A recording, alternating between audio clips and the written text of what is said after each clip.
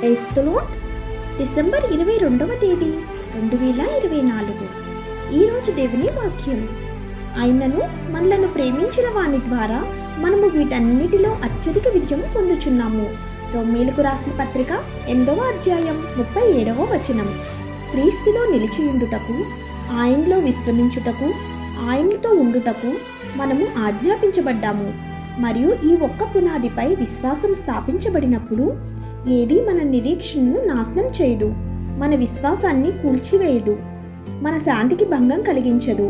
ఆయనలో మనం అణిచివేయలేని విజేతలుగా మరియు అఖండమైన విజేతలుగా అవుతాము. ఇది విశ్వాసం యొక్క దైవిక సూత్రం. అనివార్యమైన విపత్తుల సమయంలో మనం క్రీస్తులో కట్టబడి ఉన్నప్పుడు జీవితాలు విశ్వాసం పెరుగుతుంది, నమ్మకం పెంపొందుతుంది, ఆశ విస్తరిస్తుంది. యేసు పట్ల మనకున్న ప్రేమ మరింత ఉన్నత స్థాయికి చేరుకుంటుంది.